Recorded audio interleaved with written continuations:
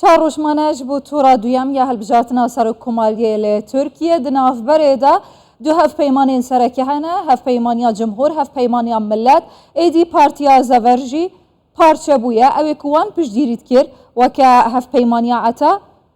yani kandîdê wan ji bo postê serokkomariya di gera yekem de çûye hêla Erdogan, partiya zever jî ku weke partiyeke di navberê de hinekî bihêz tê dîtin, piştgiriya Kemal Kılıçdaroğlu Evrûke ragihin. Bi giştî li ser azadiya ra derbirinê, rêgiriya Evrûke lê ser nûçegehanê Kurdistan 24 hatiye kirin ji bo veguhastina konferansê rojnamevanî yê hevpeymaniya millet dikarin bêjin. Çawa tê nirxandin, çawa tê dîtin li ser vê mijarê zêdetir radwastim ji hêjayê Mustafa Kulelî, sekreterê giştî sendîka rojnamevanên Tirkiye dipirsim. Hêjayê Mustafa gelek bi xêratiya Kurdistan 24 destpêkê dixwazim nerîna hewa bistînim. Li ser vê bêserûberiya di sîstemê helbijartinê Tirkiyeyê heye, êdî xelkê jî mayî maye nizane kî dûstê heve, kî dijminê heve, her tişt tevlî heve, tu çawa dibînî?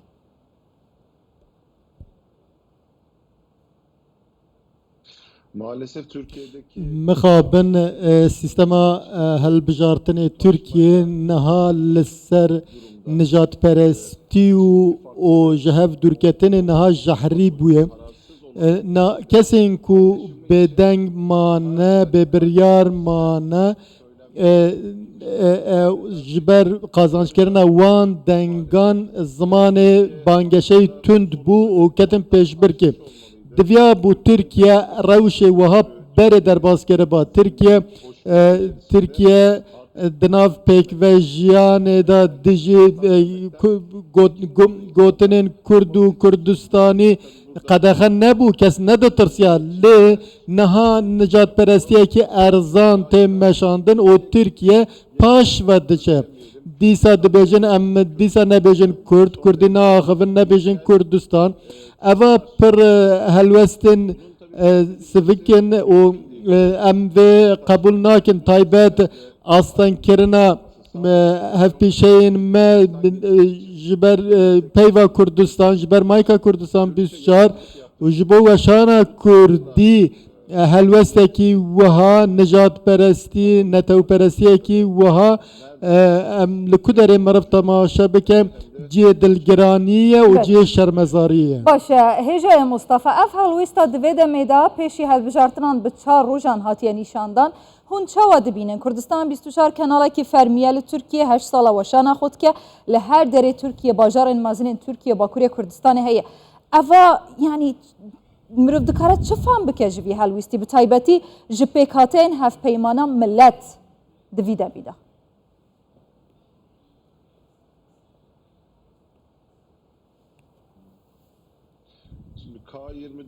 K24 Kurdistan 24 û Rûda weke we jî got weşanekî profesyonel dimeşînin li gor yasayên Tirkiye karên xwe dikin û hevpêşeyên me ku vê derê vê karê dikin endamên tu partiyeke siyasî nînin û karê xwe pîşeyî dikin. Çawa wek NTV, wek Habertürk û kanalên din karên xwe dikin, Kurdistan 24 jî wiha karê xwe dikin. Ev bûyera ku ciyê dilgiranî ye, ez dibêjim ew hinek siyasetmedar hene ji bo bala gel bikişînin, bala alîgirên xwe bikişînin vê dikin, dibêjin ku binerin mekarî Kurdistan 24 jî asteng bikin. Ji bo tribûnan, ji bo kesên temaşe dikin, dixwazin ji wê derê hinek dengên xwe zêde bikin.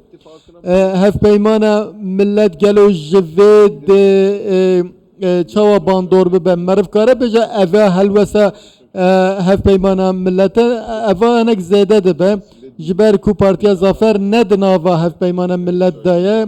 ev li derve, ew li gor dengderên xwe ji bo sorkirina dengderên xwe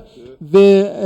karê dikin û eva rast e tiştê ku tu dibêjî rast e zever dervê hevpeymaniya millet e lê piştgiriya ji bo Kemal Kılıçdaroğlu di vê demê de şert û mercên danan e li pêşiya vê piştgiriyê jî ji xwe hemû neteweperistîne ئاستانگینە ji بوو دەموکراسیە جوان یەک ملت یەک ئاڵا یەک زمان یەک نەتەوە یەک تورکیا نەتەوە کورجی لە تورکیە باکوورێ کوردستانی هەیە کەوهوسایە ڕەوش ئەڤەیە برایە هەوە divê navberêda alîgiriyan jî piştgiriya Partiya Çapa Kesik dikare hinekî kêm bibe ji bo Kemal Kılıçdaroğlu wê bandorê bike gelo?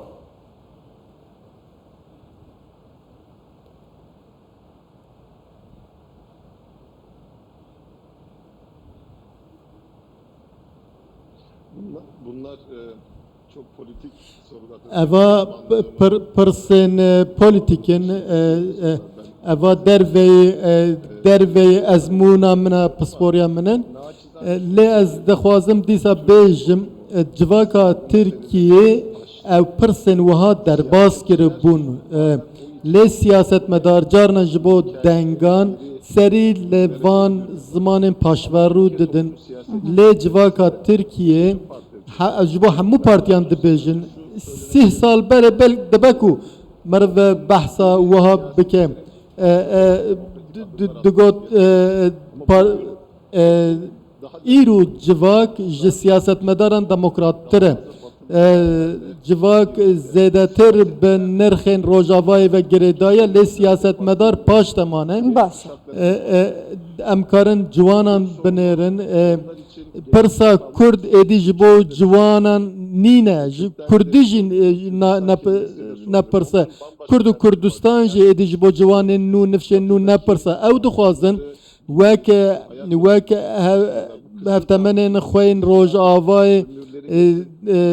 bijîn naxwazin di nav van aloziyan de temenê wan derbas be ez hêvî dikim hêjeyê Mustafa divê navberêda hûn weke sendîkaya rojnamavanên Tirkiya ji bo astengkirina fikr û ramanê û rêgiriya li hemberî rojnamavanan bi taybetî mînak evrûke rêgiriya li hemberî Kurdistan 24 ji aliyê Partiya Zever hûn dikarin çi bikin çi yasayek heye derheqê vê mijarê li Tirkiye ku hîn van partiyên henî neçar bikin pêgîr bin pabend bin